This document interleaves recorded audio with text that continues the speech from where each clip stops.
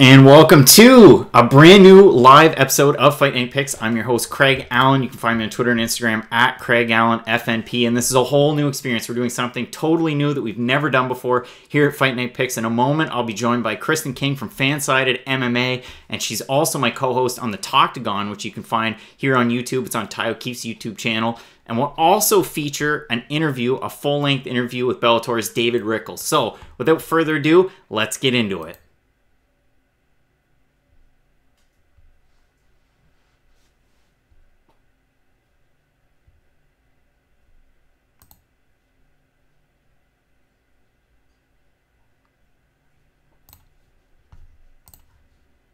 Today's episode is brought to you by Spretzbox. Head on over to the website, spretzbox.com. All you have to do, click to get started. You can either order one of their boxes that has over $100 in value, or maybe you're interested in a single item, like these great socks. So click on them, add them to your cart, head on over to the checkout, and then all you have to do is enter in the promo code FNP as follows here. You'll save 10% off your first box or your complete first order. That's spretzbox.com.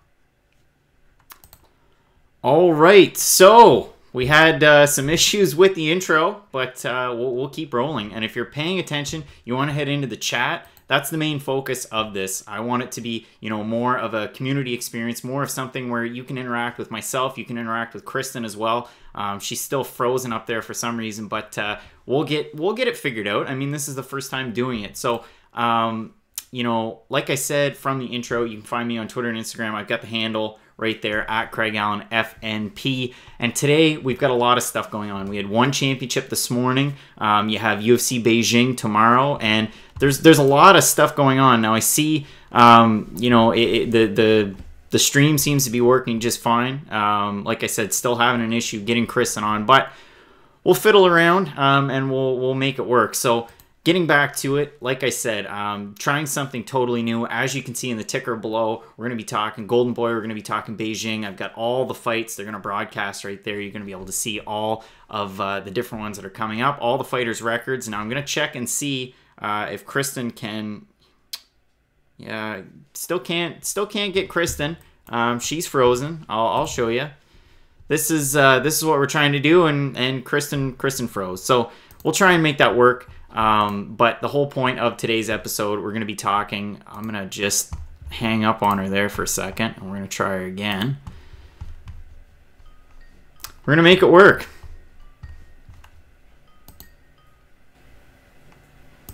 All right, Kristen, still kind of frozen, but you're kind of back. Let's see on the Skype ticker if we can see it. We can.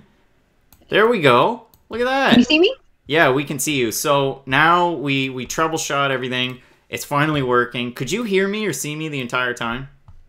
Yeah, I could hear you and see you. Oh, that's weird. Okay, you just totally froze, and the size keeps changing, but I'll fix that as we go along.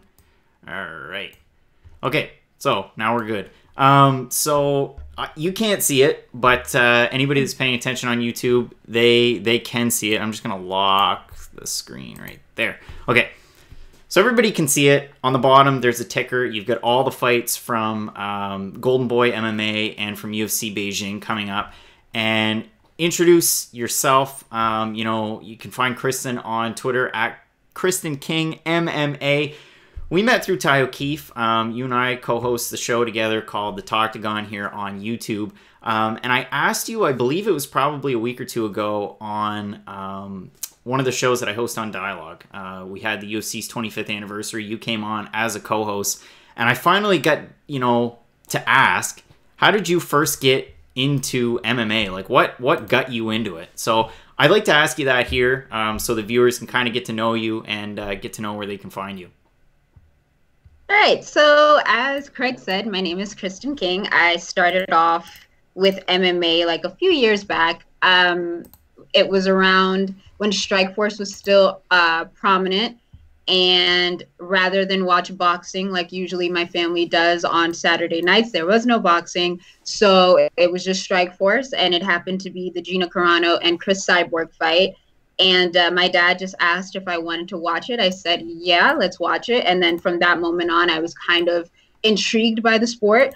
But at that time, Strikeforce wasn't putting out like a lot of cards as like how they do now. So I had to wait a few months, and then I believe the next fight that was available to me was like next year. And it was Nick Diaz versus Marius Zaromskis, and that was the fight that kind of just like, you know what, I really want to be involved with MMA. I absolutely love Nick Diaz and this kind of character and stuff like that. And I was like, if I can find more people like that who can fight like that, then yeah, I'm all for it. And then from then on, I was introduced to the UFC by my uncle, who had like a bunch of DVDs already. And I just started watching those, and that was pretty much it. I've been hooked ever since. So, I mean, like I said, we host the Talking together on here with Fight Night Picks, and this is the first time trying out, you know, this new software here. Your picture keeps getting bigger and smaller. I don't know what's going on. I locked it, but like I said, it's a learning curve, right? So, exactly. I started out, if anybody's paying attention for the first time and you think this is low production, this, like I said, it's the first time we're trying something new. But Fight Night Picks, I started it back in actually about this time last year. I started, I got the idea, I went out and purchased all the domain names that I could, and I thought, I'm going to start right now. And then I put it off. I put it off until about April. I was too nervous about getting started, too nervous about doing a podcast on my own. Like, I have no technical background. And then just one day in April, I thought, you know what? It's time to do it. Let's get it going. So started a podcast, had the audio podcast for a number of months. Then I still had the site at the same time. I had no idea how to do any web development at all. I decided let's learn. So I watched some YouTube videos, get into that. Then I get into the YouTube shows, and now we're here doing more live content. And another little nugget of information, if you're new to the show, we're going to get into Twitch streaming as well. So you can find Fight Night Picks on twitch.tv.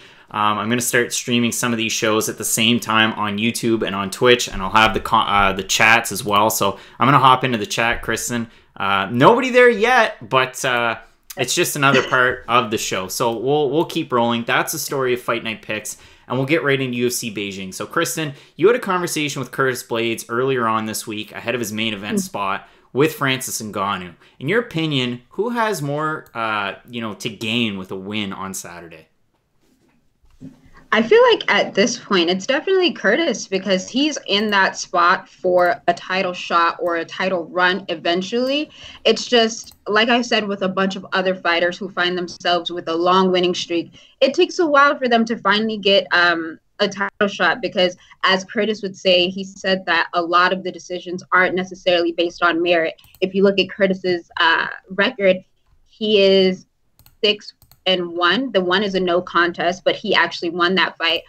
So somebody on a 7-fight win streak at heavyweight definitely should get a title shot. So since he's not at that position right now, he definitely has the most to gain with the win over Francis Ngannou. And I think we got into it a little bit too, because I said that I told him, straight up, I said, I don't feel like you might get a title shot out of this. And he's like, yeah, I don't think I would either, but it just helps my case eventually when I do get one. So I think definitely Curtis is the one who has more to gain. I definitely agree with you. I think he has more to gain, and at the same time, Ngannou has more to lose, because with the loss, it'd be 3 in a row. I mean, I talked about it yesterday. I looked at the UFC's heavyweight rankings, and you look at some of the fighters, like Overeem's fighting this weekend, or Miocic, who hasn't fought in a long time. I mean, you have to kind of wonder what's next and who's next in line to get the title shot at heavyweight. Now, if it's not Brock Lesnar, if it's not Miocic, I mean, who knows? But in your opinion, who do you think's going to get the title shot next? I mean, the way that things are going with the whole Brock Lesnar return and stuff like that, I honestly wouldn't be surprised if he was the first one to get the crack at the belt. But if you look at the division right now, the number 1, 2, and 3 guys, Curtis is up there. Derek Lewis just lost. Stipe hasn't fought. Who else could there be for a title shot except for Curtis Blaydes? I mean, there's no ifs, ands, or buts or trying to get around it. It's just him. So for me, Curtis should be the one to get a title shot, but I guess that all depends on the performance that we're going to see on Saturday. Yeah, I mean, I've been talking about it for a long time. I thought it was going to be Volkov or Blaydes, and maybe that they would fight. Now, this was obviously before Volkov fought. Even Derek Lewis. Lewis gets the shot. So, yeah, it'll be interesting to see. And another question for you about Curtis Blaydes. How is he feeling ahead of this matchup? I know the title of the article, he's kind of in that weird spot where that heavyweight division is, like we just said. But how's he feeling ahead of this matchup? I definitely get that he's like very calm. I think that he knows that he has the edge because he did bring up the fact that he knows if Francis loses again, that could be a wrap for his career and the UFC. In the UFC, but I definitely don't agree with that because at this point, the heavyweight division, I don't want to say that it's shallow, but it definitely does need some names like Francis Ngannou. So I feel like he obviously get another chance, but Curtis is calm. I think he knows he has the edge. So, and he's worked on a lot of the problems that he had in the first fight with Francis. That's the difference here. A lot of people, whenever they lose their first professional fight, they never get the chance to redeem themselves against the person who gave them that first loss. So that's the difference here. And then you've seen Francis go on a run. He did well up until he saw Stipe Miocic, and then that kind of exposed a lot of the holes in his game. And then he went up against Derek Lewis, and that was also a big problem. But after Curtis Blades lost, he also went on a very good run. And the difference here is now Curtis doesn't have to rely on his wrestling any longer. He said that he came into that fight with just his wrestling background and a jab. He has so much more now. And I think that's what makes the difference in this fight. And that's why he's so calm going ahead of it. And I think he's over the whole, this is about revenge and stuff like that. It really isn't. This is about a showcase of talent. And this is about getting to the belt, which I think Curtis is right there. Now, one other thing that it's kind of switching gears a little bit from UFC Beijing, but it was announced earlier on this week that the UFC PI, they're going to have a brand new facility in Shanghai. It's going to be way bigger than what there is in the States. It's way bigger than what's planned for Mexico. And I believe that the promotion's really set an intent on growing in Asia. Do you feel like this is a retaliatory move, you know, kind of considering what one championship's been able to do? I mean, they've been growing so much over the past even few weeks, let alone months. And even today, you had one Conquest of Champions, Edward Folyang, winning the lightweight title. Brandon Vera, a big name, a big enough name here in North America as well, coming back off a 2-year layoff and retaining his title.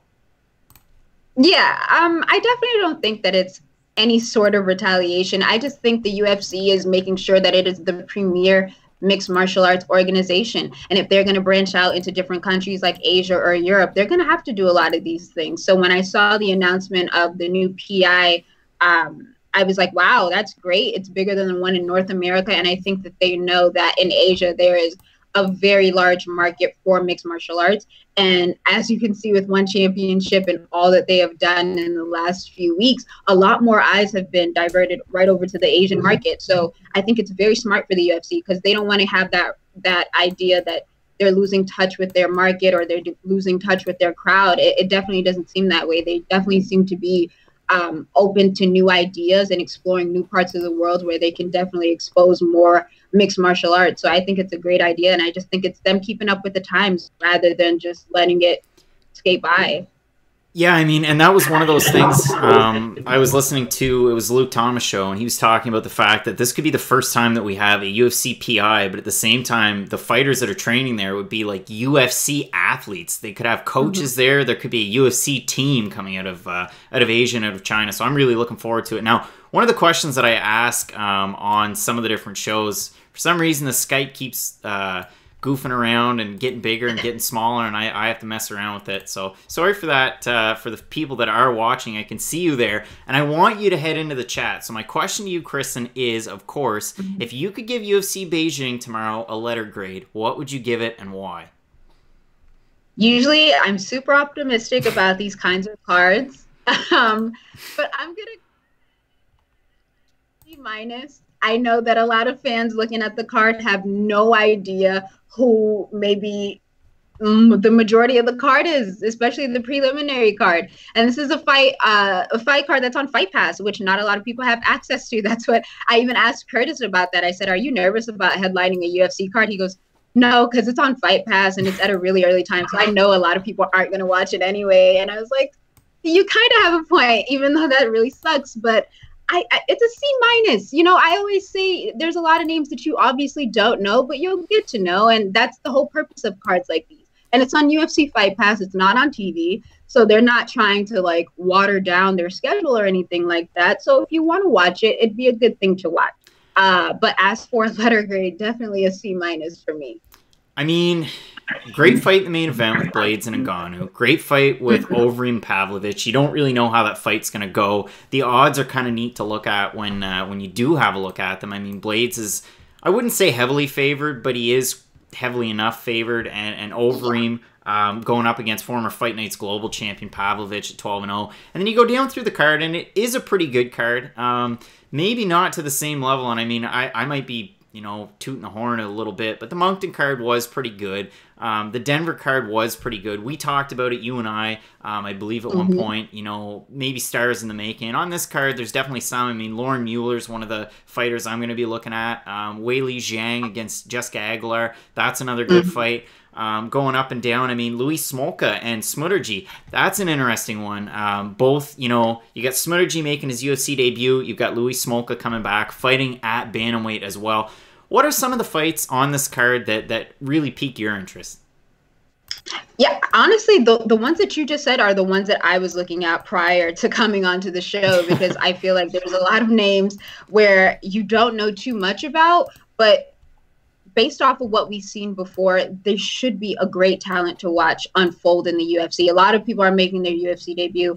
I think the David Zawada fight versus Li Jingliang is going to be a good fight. I'm actually picking that to be the fight of the night, because based off of Lee's last performances and stuff like that, even though some of them go to decision, he's one of those heavy-handed fighters that produce these quality knockouts. But David Zawada is also one of those guys, and the difference is, too, David Zawada could definitely mix it up with some takedowns.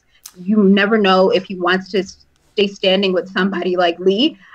It might not be the best option, but for him to be able to win, he definitely has some tools to win. But I think that might be the fight of the night for me. So, I mean, I'm on record way back when I said, hey, pay attention to David Zawada and who was it? Who'd he fight? Danny Roberts. I said, watch that fight. Yeah. That's going to be fight of the night. And look at that. It became fight of the night. But yeah, I'm really looking forward to it. Li Jingliang really brings it every single fight, especially with the old eye gouges against Jake Matthews. But yeah, I'm really looking forward to it, especially in front of his home crowd. That should be really good. Obviously, another really interesting thing, and I talked about it yesterday on Dialogue, but you had Rashad Coulter, and he was going to be moving down from heavyweight. He's 0-3 in the UFC. All three are finishes, those losses. And he ended up missing weight in at 208. Do you think it's a smart decision for him and even for his opponent to move down to light heavyweight from heavyweight? I don't. Sometimes a change in weight class can definitely reignite someone's career. At this point, I'm not entirely sure if that's the case for someone like Rashad Coulter. I mean, he definitely didn't have like that much of size advantage when he was at heavyweight. So maybe I could see that maybe playing a role in him moving to light heavyweight. But I'm not sure if it's that smart to move down. And the same for his opponent. He looked to be someone that would be a standout in heavyweight, but realistically, he's just one of those guys that if you need someone to fight pretty soon, he's going to fight no matter what. So I think that's definitely one of these fights here. Maybe the move down could do something for Rashad, but I just feel like there's so many things that he needs to work on regardless of weight class. And if he hasn't worked on those yet, another loss here could definitely give him his pink slip. Yeah, I mean, the one thing that I was kind of worried about was, when you see fighters moving down from heavyweight to light heavyweight, and Justin Ledet was the name that I picked on yesterday. He thought he was going to have a size advantage, moves down to light heavyweight. Now, he took on Alexander Rakic, who, from all accounts, is, maybe the next best thing or the next great thing at light heavyweight. But the thing that Ledet lost was the fact that he was kind of speedy at heavyweight. And then he slowed down at light heavy, and that's kind of what I'm worried about with Rashad Coulter, just based on his frame.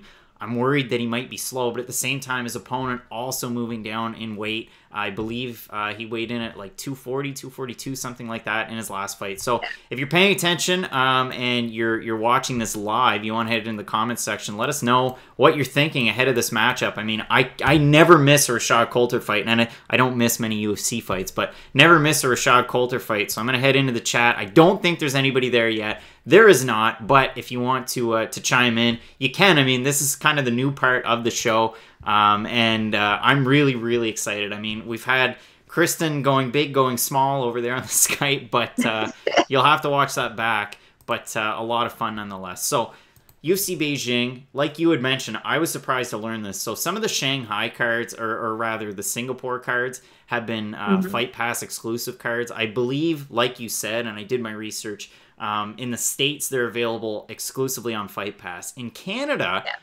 I came to learn that the first 8 fights are on Fight Pass. The other 4 fights are on the Fight Network, which I thought was a little strange. I've never seen that before. But it's nice to see a 4-fight main card, and they're available on the Fight Network here in Canada. So the other big card this weekend, and I don't think you and I have talked about it at all, really, Chuck Liddell, Tito Ortiz 3. What's your interest level on this one? Minimal. Minimal. Yeah, I'm so... You know what? It's one of those things where I have no choice but to watch it because I am going to.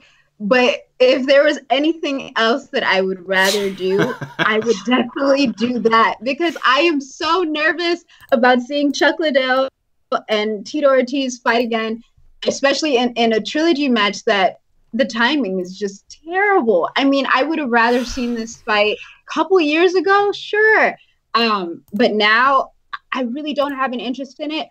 I guess the difference is how active Tito Ortiz has been. I know he did retire and whatnot, but he did come back for this fight. He has looked good despite the age and all that stuff. And the last couple of fights for Chuck were like KO losses. I don't want to see anybody who just got knocked out come back and try and, rehash the glory days. I really don't want to see that. I think both guys are great competitors, obvious legends in the sport. You'd be remiss not to give them that credit at least. But this is definitely one of those things where I'm kind of puzzled. I don't know. I don't. It's just one of those. I don't want to see it. I don't want to see it. I'm gonna watch it, but like this. So it was $59.99. De La Hoya thought it was a deal. Then it was $49.99. Now it's a real deal. And then Friday, we're going to get this great deal where it's $19.99 US, and the deal only applies to Canada and the US. And I thought, you know what? For $20 US, I'll do it. I'll do it. And then it comes out today, no deal, no dice. They axed it, and I don't get it. They said it had to do with the contract that they had with the promotion. And, your colleague, Nicole Bosco, she commented on, I posted it on Instagram, she commented, and she's hoping that possibly, we get this deal ahead of the fight. It doesn't make any sense. And if it's not $20, I'm not going to buy it. Yeah, I think that is such a missed opportunity because, first of all, I think the numbers that De La Hoya is trying to get in terms of pay-per-view buys are a little, they're a little out there. Because when he first said it, I was like, there is no way that this person believes that anything less than 250,000 buys is going to be bad because I'm sorry. How much are you trying to sell this for? Especially Chuck Liddell versus Tito Ortiz. And then if I ask you, okay, well, what about the rest of the card? You don't even know the fighters' names. You don't know anything about what's going on. And I mean, I didn't watch the press conference, but I saw enough on Twitter to know that this is one of those things where it's extremely based on nostalgia, and then it's mixed on some fighters making their debut and stuff like that, which is fantastic. And you got some former UFC fighters on there as well. But if you're paying anything more than $20 for this, that's kind of like, I don't think that that's the right price. And it's definitely a terrible idea that they don't allow the Black Friday deal because $19.99, sure, I would have definitely given it to you. But for $49.99, I think it is, absolutely not. You'd be lucky if you get anything over maybe 50,000 pay-per-views at least, I'm thinking. Because those fighters those fans that are like the Just Bleed crowd, yeah, that's your market. But trying to convince people now, it's not happening. No, I mean, if I'm not going to buy it, and there's a lot of people out there, I mean, when I sent that out, they're not going to buy it. That's a tough one to try and sell to, even casual fans that were introduced to the sport by Liddell and Ortiz. And I was one of those people. I mean, it was Liddell, it was Ortiz. You kind of had the rise of John Jones. We talked about that on Dialogue a couple of weeks ago. That's kind of how I got into it. And Brock Lesnar as well. There was a bit of a transition for me from pro wrestling over into MMA. And then I got out of it for quite a while before I got, fully immersed again. So Yeah, it's tough, and De La Hoya was saying 200,000, 300,000, 400,000. That's a success, and I think he's gonna have to settle for under 200,000, and it makes me really nervous. Now, you talked about it. I mean, Chuck Liddell with the knockouts. Tito Ortiz, he's been more active. He also has a win in his last fight over Chael Sonnen. How do you see that main event going?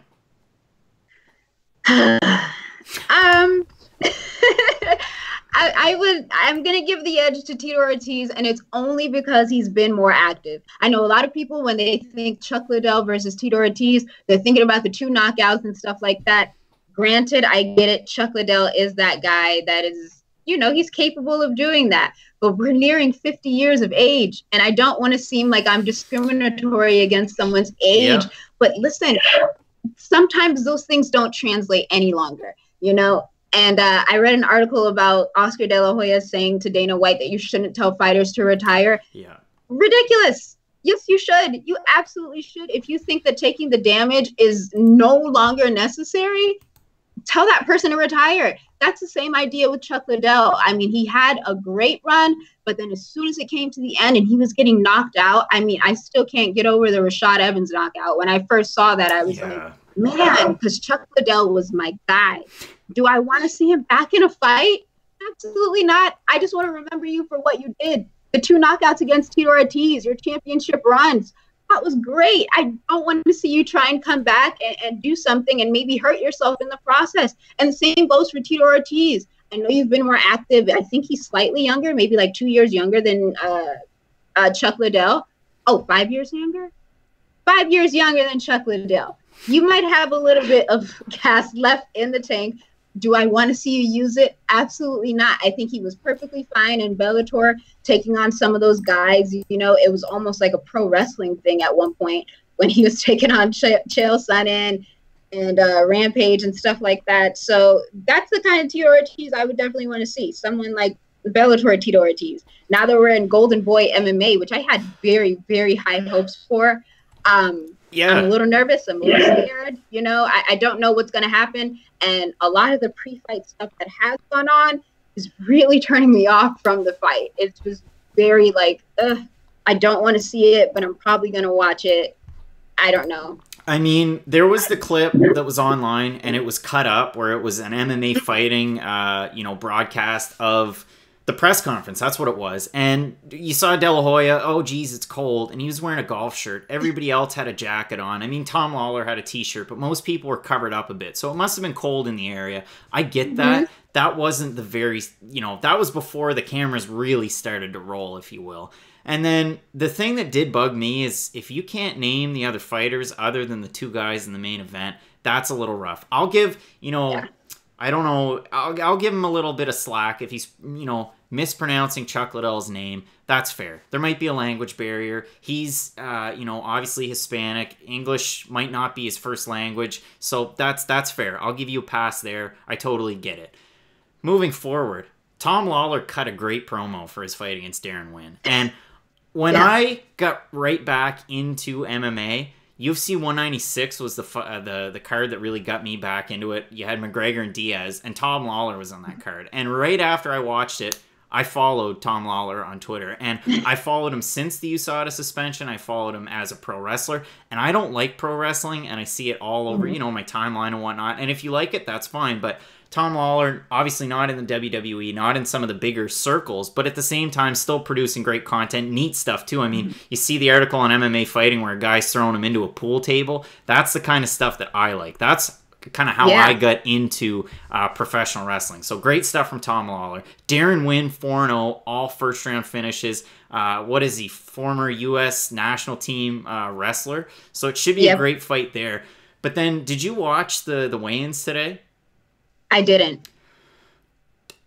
I would say tire fire because I've never seen a dumpster fire, but it was just weird. Oh, no. It was so weird. Tito Ortiz came out, asked what Chuck Liddell weighed. Chuck Liddell, I believe it was 138 point something, or sorry, 238. No, my goodness, 203. I got to get my numbers right. Roughly 203. Chuck Liddell said he was going to ragdoll him. He weighed in light, and then, now I get my names wrong. So Tito Ortiz steps up on the scale, and weighs in at 204.8. He says 205. The commission guy says, no, let me do my job. It's 204.8. And then I was waiting for a face-off, and it just didn't really happen. And I waited 3 or 4 minutes, no face-off. And it was all over the place. You could hear them asking where certain fighters were, if they were even there yet. Like, it was just weird. So for $49.99 US, which is going to shake out around $60 Canadian plus, no dice for me.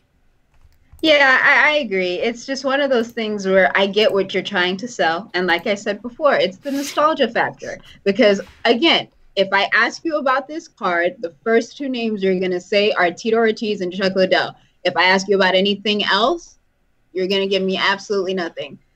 So I get it. It's the first venture for Oscar De La Hoya in MMA. I'm going to give him that benefit of the doubt. You know, will we see another one? I'm not. I'm not entirely sure. I think the way that this one plays out, we'll definitely have to see. And then once Oscar De La Hoya gets those numbers in, he's going to have to figure out if this is something that he wants to keep up with. But I mean, for me, it's one of those things. You know the TLC song Waterfalls, where they're like, stick to the rivers and lakes that you're used to and stuff? Stick with Canelo. That's the same.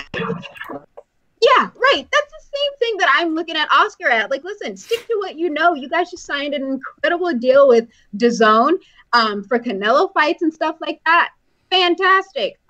If you want to take on MMA, I just think maybe there needs to be a little bit more preparation. Just simply the fact that you are a legend in sports, especially boxing, is not enough for you to go ahead and put on an entire promotion. Despite the fact that you've been absolutely successful with Golden Boy Boxing. I mean, that was a hit and run thing for Oscar. So I think he's trying to like capture lightning in a bottle again. I just don't see it happening. I don't know. We'll have to see what happens after this card. It's pretty rough, and if you want to talk prepared, you're definitely prepared for UFC Beijing. Had the article that came out today, the interview with Curtis Blades, so make sure you check that out, everybody that's paying attention. FanSided MMA. I know Sports Illustrated also retweeted it and sent it around, so you can find that there. Kristen, before we go, where can the fans find you online, and where can they find your content? You can always find me online on Twitter, at Kristen King MMA. And then if you also want to read my articles, you can go on fansided.com/author/KKING, and all my articles are right there. Before I let you go, have you been out to the Black Friday sales today? Are you crazy? I live in Florida. I am not trying to die today. That's fair. Okay. We never used to have Black Friday up here. It was, you know, obviously it's a U.S. thing. It's right after Thanksgiving. And in Canada, Thanksgiving was a month ago. So it doesn't make sense to have Black Friday sales. But no. Now we have Black Friday sales. And no, I haven't left the house yet. I feel like it'd be calmer over there, though. Like, we're literally pushing kids out of the way. Yeah, it's a lot more calm. Awesome. All right, Kristen. Well, I put a link down below in the description. People can find your work. They can find you online. And thanks so much for joining me for the revamp of Fight Night Picks Live. Thank you. Awesome. Thanks. We'll catch you later. Bye. All right. So, Kristen King on the show. I had a hard time with the Skype. I'm going to have to figure that out. And if anybody really knows, I'll let the cat out of the bag, OBS, all that well, and you can try and help me out, please do so. You can send me a message at CraigAllenFNP on Twitter and or on Instagram. I would love to learn. You know, I've been testing this and trying it out a lot lately, and I haven't had any issues with Skype. I've got the feed or the picture locked, but it was still moving around. So a lot of new stuff. And like I said in the description and in the title, I'm going to have an interview with David Rickles. So why don't we're going to check the chat. Oh, somebody's in here. WSP Very. Not sure what you were talking about there, Hanlet Pedraza. But I really appreciate it. A lot of neat stuff here and trying a lot of different angles. And if there's stuff that you like or there's stuff that you'd like me to change, let me know. I'm totally open to it. So what we'll do right now, we'll go into the David Rickles interview. I spoke with him earlier on this week. He's got a fight coming up at Bellator 210 against Guilherme Bomba Vasconcelos. And let's get right into it. You've been with Bellator since 2011. What's it been like competing with the promotion and seeing the progress that it's made over even the past couple of years? Yeah, they've made a lot of progress, man. Coker's doing the damn thing. I mean, as far as taking over choices. That man, I mean, he flipped it on his head. Yeah, I mean, 100%. Obviously, we've seen the welterweight Grand Prix. We've seen the heavyweight Grand Prix finishing up here in January. Lots of big moves. And even for you, I mean, you had the chance to take on some of the toughest competition in the lightweight and welterweight divisions. I mean, going up against guys like Michael Chandler twice, Patricky Pitbull, and Syed Awad, to name a few. What led to the decision for you to jump back up to welterweight in your last fight? Oh, mainly just my health, man. I really felt like cutting down to 55 was taking a toll on my body, and you know, I'm a father, man. I'm a father as well as a fighter, and I want to be healthy and feel good and not snap on my kids because I'm cutting so much damn weight and shit. Like, at the end of the day, it's really about being healthy and just loving this game, man. Like, as long as I love this game and I love fighting, I'm going to keep doing it. And, man, I'm just very passionate still. So, to keep that passion alive, man, I decided to make 170 my home. I mean, that's good to hear. Do you think that we're going to see more fighters in the future moving up a weight class just to kind of benefit themselves? Man, I have no idea, but I'll tell you what, like, I 100% believe that we should. I think, I can't remember, I just watched a video of some chick cutting weight. She couldn't even stand up on the scale. Yeah. And like, that disgusts me, man. Like, that we feel like we have to just put our bodies through that much just for a paycheck. You know what I mean? Like, I don't know. I just would like to see the sport change a little bit on weight cuts. I think the longevity of the fighter is going to be, that's going to be the big difference, man. Like, longevity, there's a lot of correlation between how long you can last in this game and how much water you're cutting from your body. 100%. I mean, it's great to see you making the move back up to welterweight. So you're taking on Guilherme Vasconcelos at Bellator 210. What can you tell me about your opponent? I don't know. He's Brazilian, I think. He dated Demi Lovato. Yeah. I'm pretty damn sure of that because that's the first thing that Google told me. And he's a Bellator fighter. And he's got some scraps. I think he was in the Ultimate Fighter Brazil? Yeah. Maybe? I don't know. But I watched some fights. He looks like a game, fun opponent, man. I'll tell you this. He looks like he ain't going to be striking me from 18 feet away. It looks like he's going to try and get in my face and scrap. And, you know, I think that's what's exciting about this fight, man. Like, I'll be able to touch him up, and he'll touch me up, and we going to have a good time beating on each other and make a good fist fight for the fans. I mean, I'm really looking forward to the fight. It should be a great one. I mean, obviously your last fight didn't go your way against MVP, but what are some of the areas of your game that you've been working on since we last saw you in the cage? Not tripping on my walkout. A lot of people don't realize, like, man, this is just a joke, but man, that shit went downhill so fast in London, man. I tripped on my walkout, and everyone was laughing at me, and I was like trying to keep. I'm like, you're cool, bro. Just don't sweat it, don't trip out. But you know, my walkouts are everything to me. So I tripped on the walkout. I had a shitty fight. So I've been in redemption mode ever since then. So I've just been grinding hard. Like, I'm getting back to that, like, you know, that's the great thing about fighting at 170 now too, is I can put my body through so much shit. Like, I've increasing my workload and my workouts, and I can handle it because I can take in the calories. 100%. So I mean, the last question for you, David, I mean, what can fans expect from the Caveman's walkout at Bellator 210? Man, just magnificence. Like, just it'll be angelic, with a little bit of devilish and rainbows and flying stuff, maybe a pterodactyl. Man, you know I'm gonna do something dope. Like, me and my dad are building it right now, so hopefully we'll get it done in time.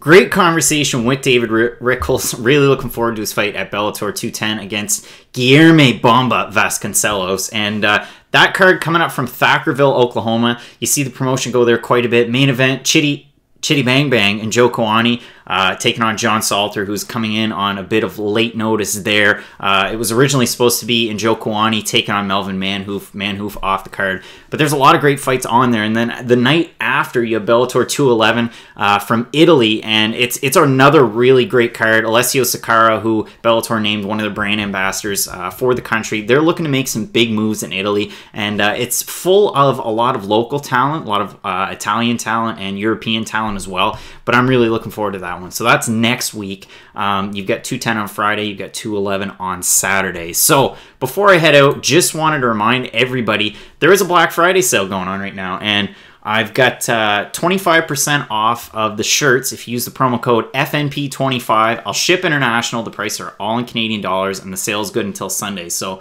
there's one of the shirts with the new logo. Obviously, you've got New Brunswick, Canada, 2018. Fight Night Picks, new for 2018. And I also have some of these shirts as well. And they're really, really soft with the classic logo on them. So head over to the website. I've got a link down below in the description. And yeah, all sorts in stock too. I've got from small to 2X. And, you know, quite a bit, like I said, in stock. I've got boxes, shirts. So plan is, you know, if we're able to sell some of those shirts, go ahead, roll that into some hats. I've been asked for some toques and some ball caps, and I got some ball caps here with me. There's one that I wear around just about every day if I'm not on camera, and it's just it's too expensive for me to try them to sell them to anybody that would want to buy them. But really appreciate the interest, and if we can sell some of those shirts, we'll try and stock some of those hats. So thanks so much for joining me for the first reboot of Fight Night Picks Live. It was a lot of fun. You know, you got the ticker going on the bottom there with all the fights from UFC Beijing. That's tomorrow morning. Starts at 3:30 a.m. Eastern. Very, very early. You can catch that on Fight Pass if you're in the States. Here in Canada, you know, for me, it's 4:30 a.m. And you can catch it on Fight Pass. And then the main card, the top 4 fights, they're going to be on the Fight Network. So thanks again for joining me. Had a lot of fun. Really appreciate Kristen coming on the show. Really appreciate David Rickles also coming on, and the interview I had with him earlier on this week. So make sure you you head into the chat. That's, like I said, it's a new part of the show. It's something I'm really trying to get going. We've got one person that headed in there today, but you know what? It was the first time doing this live, and like I had said, we're also going to be going on Twitch, which is going to be another, you know, totally new venture for me, but I'm really looking forward to it, and producing more content on there as well. You know, it's a lot of fun for me to try and learn and to try and tackle some of these new problems, new issues, and new platforms as well. So hopefully you enjoyed this episode, and if you really did, you want to pay attention to the next Fight Night Picks Live episode, be sure to subscribe and also click that bell icon. It really does help. Then you know when we're coming live. I usually post the links at Craig Allen FNP on Instagram, on Twitter, as well on Facebook. But it's that added bonus for you. So thanks again for joining me, and we'll be back again very soon with another episode of Fight Night Picks.